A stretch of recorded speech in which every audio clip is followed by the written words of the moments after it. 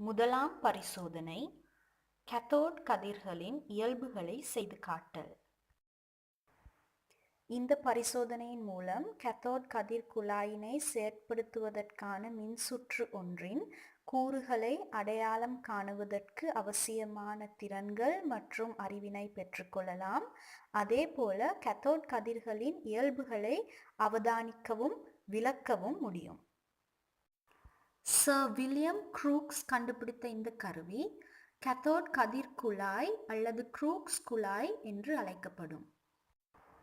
க்ரூக்ஸ் குழாயை பயன்படுத்தி கேத்தோட் கதிர்களின் இயல்புகளை அவதானிக்க முடியும். இப்பொழுது கேத்தோட் கதிர் குழாயை எப்படி செயல்படுத்துவது என்று அவதானிப்போம். முதலாவது குழாயை அதனது பற்றியில் அல்லது ஹோல்டரில் பொருத்தி கொள்ள வேண்டும். அதற்கு பின் மின் பொறிகளை ஏற்படுத்துவதற்கு மின் இயற்றியின் கேத்தோடையும் அனோடையும் குழாயின் கேத்தோடுக்கும் அனோடுக்கும் இணைக்க வேண்டும். இப்பொழுது ஒரு திசை மின்னோட்டத்தின் மூலம் மின்சுற்று செயல்பட ஆரம்பிக்கும். இக்குழாயின் உட்பகுதியில் தாளமுக்கத்தில் ஒரு வாய்வு காணப்படும். குழாயின் இரு அந்தங்களில் உள்ள கேத்தோட் அனோட் என்ற இரு உலோக தகடுகளின் இடையே ஒரு குறிப்பிடத்தக்க அழுத்த வேறுபாடை ஏற்படுத்துவதன் மூலம் கேத்தோடில் இருந்து கட்புலனாகாத கதிர்கள் குழாயின் மறு அந்தத்திற்கு செல்லும். இவ்வந்தமானது ஒரு ஃப்ளோர் ஒளிர்வு பதார்த்தத்தினால் படலமிடப்பட்டிருக்கும். கேத்தோட் கதிர்கள் அதன் மேல் விழும் பொழுது இவ்வந்தம் ஒளிர்வினை காட்டும்.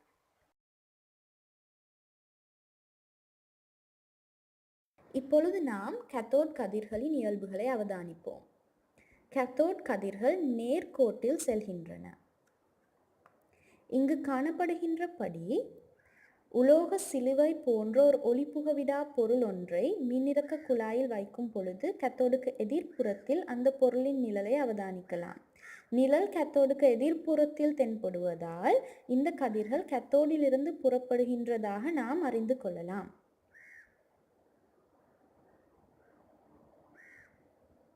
கேத்தோட் கதிர்கள் மறையேற்றம் உடையவை. இவைகளை காந்த புலத்தை பயன்படுத்தி விளக்க முடியும்.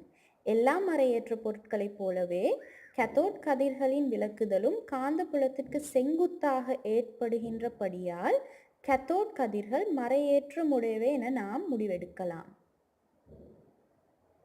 கேத்தோட் கதிர்கள் திணிவும் இயக்க சக்தியும் உடையவைகள் ஆவன. இதனை நாம் மெல்லிய துடுப்பு சில் ஒன்றை கேத்தோட் கதிர்களின் பாதையில் வைப்பதால் அவதானிக்க முடியும்.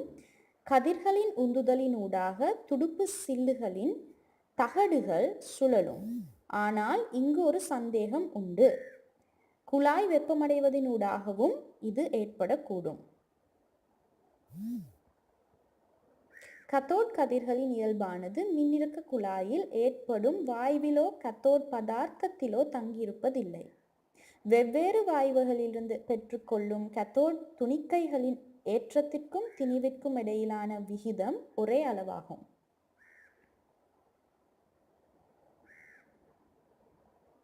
வெவ்வேறு மின்னிறக்க குழாய்களை பயன்படுத்தி நாம் கேத்தோட் கதிர்களை அவதானிக்க முடியும்.